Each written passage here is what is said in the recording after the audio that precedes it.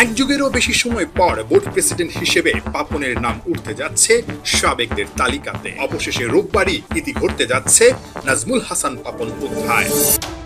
Bangladesh cricket বোর্ডের দায়িত্বে কে আসবেন? নাজমুল হাসান পাপন দায়িত্ব ছাড়ছেন, পদত্যাগের ঘোষণা দিয়েছেন। মানে আসসালামু আলাইকুম সুপ্রিয় দর্শক বন্ধুরা, অবশেষে বিসিবি সভাপতি নাজমুল হাসান পাপনের পদত্যাগের দিন ধার্য করা হয়েছে। দর্শক বন্ধুরা, এবার শেষ পর্যন্ত নিজ ইচ্ছায় আগামী রবিবারে বোর্ড মিটিং ডেকে পদত্যাগ করতে চান বিসিবির এই সভাপতি। দর্শক বন্ধুরা, তবে শেষ পর্যন্ত কে হচ্ছেন আগামীর সভাপতি? তবে কি মাশরাফি পাচ্ছেন সেই চেয়ার? দর্শক বন্ধুরা, এ নিয়ে এখনো রয়েছে নানা কল্পনা জল্পনা। তো দর্শক বন্ধুরা, তবে শেষ পর্যন্ত কে হচ্ছেন বিসিবির সভাপতি, সেই সকল বিষয় নিয়ে আপনাদের মাঝে বেশ কিছু গুরুত্বপূর্ণ তথ্য তুলে ধরেছি। তো দর্শক বন্ধুরা, চলুন আমরা সেই সকল বিষয়গুলো পরিপূর্ণ জেনে নিই।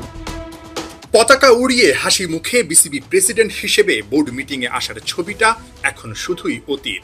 এক যুগেরও বেশি সময় পর বোর্ড প্রেসিডেন্ট হিসেবে পাপনের নাম উঠতে যাচ্ছে সাবেকদের তালিকাতে। এই ছবিটাই হয়ে থাকছে নাজমুল হাসানের অধীনে বিসিবির শেষ মিটিং এর ছবি। শেষবার 2 জুলাই বিসিবি বসের চেয়ারে বসে অনেক গুরুত্বপূর্ণ সিদ্ধান্ত নিয়েছিলেন নাজমুল হাসান। অবশেষে রোববারই ইতি ঘটতে যাচ্ছে নাজমুল হাসান পাপন অধ্যায়। তবে নিজের পদত্যাগের আনুষ্ঠানিকতার স্বার্থে নিজেকেই আরো একবার মিটিং এর সিদ্ধান্ত নিতে হচ্ছে। তার নির্দেশেই সভা ডাকবেন বিসিবির প্রধান নির্বাহী নিজামুদ্দিন চৌধুরী। সেই সভাতেই সিদ্ধান্ত হবে কে হচ্ছেন নতুন ভারপ্রাপ্ত সভাপতি ও নতুন সহসভাপতি। বর্তমান সময়ে সক্রিয় 10 থেকে 11 জন পরিচালকের সম্মতিতেই গৃহীত হবে পাপনের পদত্যাগপত্র। নাজমুল হাসান সাবেক হয়ে যাবার পরই বড় আলোচনা কে বসতে যাচ্ছে তার রেখে যাওয়া চেয়ারে। জোর গুঞ্জন বর্তমান পরিচালক পর্ষদ থেকেই হতে পারে ভারপ্রাপ্ত সভাপতি ও একজন সহসভাপতি। আলোচনায় 3 প্রভাবশালী ও অভিজ্ঞ পরিচালক মাহবুব আনাম, আকরাম খান ও সাজ্জাদুল আলম ববি। যদিও এই 3 নামকে ঘিরে বাকিদের মধ্যে ইতিমধ্যেই দেখা দিয়েছে দ্বিধা বিভক্তি। বোর্ডের সব প্রক্রিয়া, পদক্ষেপ আর কর্মপরিকল্পনা নিয়ে শনিবারই যুব ও ক্রীড়া মন্ত্রণালয়ের উপদেষ্টা আসিফ মাহমুদকে অবহিত করার কথা বিসিবির। জানানো হবে নারী বিশ্বকাপ নিয়ে কাজের অগ্রগতি। পাপনের পদত্যাগের মধ্য দিয়ে কাটতে যাচ্ছে বিসিবির অচল অবস্থা।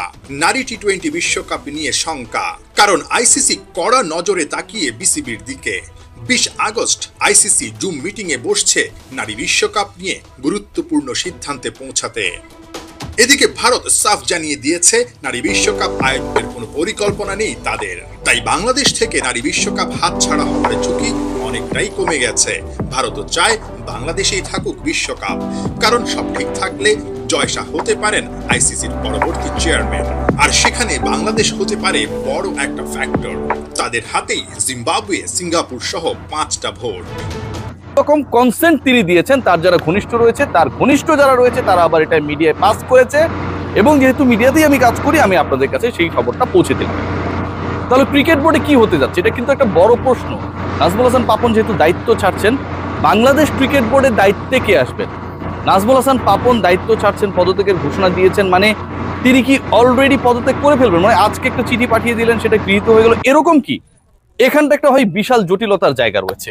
প্রথম জটিলতা যেটা, তিনি পদত্যাগের সিদ্ধান্ত নিয়ে কিন্তু একটা বড় জটিলতাকে মোটামুটি কমিয়ে ফেলেছেন। কিন্তু এরপরের জটিলতা যেটা, সেটা হচ্ছে বোর্ড মিটিং এ তার পদত্যাগ পত্র বা তার পদত্যাগের যে সিদ্ধান্ত সেটাকে একসেপ্ট নিতে হবে। এটাও হবে, এটা নিয়ে কোনো সমস্যা নেই। ক্রিকেট বোর্ডের মোস্ট অফ দ্য ডিরেক্টরস তারা বাংলাদেশ ক্রিকেট বোর্ড যেন ফ্রি অ্যান্ড ফেয়ার ওয়েতে রান করতে পারে, আনইন্টারাপ্টেডলি রান করতে পারে, কোনো ধরনের ব্যারিয়ার সামনে না পড়ে, সেটা চান।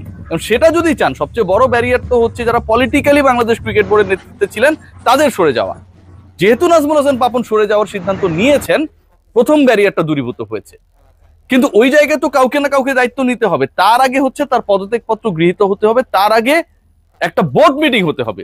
এবং সেই বোর্ড মিটিংটা interestingly according to the constitution of BCB ডাকতে হবে হচ্ছে বিসিবি প্রেসিডেন্ট নাজমুল হাসান পাপন। কি তিনি এই মুহূর্তে বাংলাদেশে নেই, সাসপেক্ট করা হচ্ছে তিনি হচ্ছে ইউরোপে রয়েছেন, স্পেসিফিক ভাবে বললে তিনি ইংল্যান্ডে রয়েছেন, স্পেসিফিক ভাবে বললে তিনি একটু টুকটাক বেরো হয়েছিলেন কোন একটা পার্টিকুলার শপের আন্ডারগ্রাউন্ড যে পার্টটা রয়েছে সেখানটায় তার সিসিটিভির একটা ফুটেজ ভাইরাল হয়েছে উইথ হিজ ওয়াইফ। সো তিনি যদি ইংল্যান্ডে থাকেন বা যেখানেই থাকেন, বাংলাদেশ ক্রিকেট বোর্ডের নেক্সট যে মিটিং পদত্যাগ কিন্তু এখনো করেন নাই, সেই মিটিং ডাকতে হবে নাজমুল হাসান পাপনকে, এবং সেই মিটিং ডাকার পরে পরিচালকরা তার যে পদত্যাগ পত্র বা পদত্যাগের সিদ্ধান্ত তিনি তো নিশ্চয়ই সেটাই মেইল করে জানাবেন, সেটাকে গ্রহণ করবেন। এরপরে বাংলাদেশ ক্রিকেট বোর্ডের নেক্সট প্রেসিডেন্ট কি হবে বা কর্মপন্থা কি হবে, বিসিবি কিভাবে রান করবে, সেই ডিসিশনটা মেক হবে। সো এখনো এমন একটা ইস্যু বাকি রয়েছে যেটা সময় ক্ষেপণের জন্য যথেষ্ট। ক্রিকেট বোর্ডের প্রায় 13 থেকে 14 জন পরিচালক লাপাত্তা, তাদের আমরা এখন পর্যন্ত ট্রেস করতে পারছি না, ফোন কলসে পাওয়া যায় না, হোয়াটসঅ্যাপে পাওয়া যায় না, কোথাও পাওয়া যায় না। এবং এই লাপাত্তা পরিচালকরা যখন থাকবেন না, তখন কিন্তু পরের বোর্ড মিটিং এ কোরাম পূরণ করাটাই একটা কঠিন কাজ হয়ে যাবে। তারপরেও আমি যদি ধরে নিই যে 9-10 জন পরিচালক রাইট নাও এভেলেবেল, তারাই সেখানটায় থাকলেন, এবং সেই পার্টিকুলার মিটিং এ নাজমুল হাসান পাপন যেহেতু নিজেও নাই, কাউকে না কাউকে সভাপতির দায়িত্ব পালন করতে হবে, অ্যাক্টিং রোলে অন্তত ওই মিটিংটাকে প্রিজাইড করার জন্য, এবং তারপরে নাজমুল হাসান পাপনের পদত্যাগপত্র গৃহীত হবে। এখন তাহলে বোর্ডে কে আসতে যাচ্ছেন, বাংলাদেশ ক্রিকেট বোর্ডের নেক্সট বস কে, এটা কিন্তু একটা বড় প্রশ্ন। এবং সেই প্রশ্নের উত্তর যদি আমরা খোঁজার চেষ্টা করি, আমি যতটুকু বিভিন্ন মাধ্যমে খবর রেখেছি, জেনেছি, এটাতে আসলে একটা বড় চমক আসবে। বাংলাদেশ ক্রিকেট বোর্ড আর বিতর্কিতদের দ্বারা রান হতে চায় না, অথবা ডিসিশন মেকিং এ যাদের ইনভলভমেন্ট থাকবে ইন ফিউচারে, তারাও চান না যে এখানটায় বিতর্কিত, সমালোচিত, দুর্নীতিবাজ এরকম কেউ, যার কোনো না কোনো ভাবে ট্যাগ রয়েছে, যে 3টা পয়েন্ট বললাম, এরকম কোনো ব্যক্তিকে দিয়ে ক্রিকেট বোর্ড তারা রান করতে চান না, লাউড এন্ড ক্লিয়ার। যদি রান করতে না চান, তাহলে এমন একজনকে আপনার প্রেসিডেন্ট বানাতে হবে যিনি এটা নেতা হবেন, তাকেও স্বচ্ছ ইমেজের অধিকারী হতে হবে, এবং একটা চমকপ্রদ ক্যারেক্টারও হতে হবে। সেই সার্চিংটা এই মুহূর্তে চলছে, এবং সেই সার্চিং প্রায় শেষের দিকে। নাজমুল হাসান পাপনের পদত্যাগপত্র অফিসিয়ালি গৃহীত হয়ে গেলেই নেক্সট স্টেজটা শুরু হবে, নেক্সট স্টেপ শুরু হবে, এবং সেই জায়গাটা আসলে নতুন একজনকে দায়িত্ব দেওয়া হবে। এটা নিয়ে কোনো ধরনের সংকট, সম্ভাবনা মানে কিংবা শঙ্কা নেই, সম্ভাবনা তো রয়েছেই। এবং সেই ব্যক্তি কে হতে পারে, এটা নিয়ে যথেষ্ট পরিমাণে দৌড়ঝাঁপ অলরেডি শুরু হয়েছে। সাবেক অন্তত 2-3 জন অধিনায়ক, তারা তাদের মতো করে বিভিন্নভাবে তারা তাদের লবিং চালিয়ে যাচ্ছেন। আমি নাম মেনশন করব না, সবাই আমার প্রিয় ভাই। সাবেক অধিনায়কের বাইরেও ক্রিকেট বোর্ড চালিয়েছেন এরকম ব্যক্তিত্ব সম্পন্ন অনেকেই তাদের মতো করে তাদের দৌড়ঝাঁপ অব্যাহত রেখেছেন ক্রিকেট বোর্ডকে ফিউচারে রান করার জন্য। এবং একই সাথে শুধু এই পার্টটুকু না, রানিং যে ক্রিকেট বোর্ড রয়েছে, সেই ক্রিকেট বোর্ডে এখন পর্যন্ত যারা এভেলেবেল, আমরা দেখেছি কারা এভেলেবেল, তাদের ফেস আমরা কম বেশি দেখেছি, এর বাইরেও আরো অনেকেই রয়েছেন যারা হয়তো মিটিং এ ছিলেন না, তো যারা এভেলেবেল। তো দর্শক বন্ধুরা, আপনারা হয়তো পুরো ভিডিও দেখে এবং সেই সাথে এই সকল বিষয়গুলো জেনে অবশ্যই বুঝতে পেরেছেন, অবশেষে অনেকদিন পর বাংলার মানুষের স্বপ্ন পূরণ হতে চলেছে।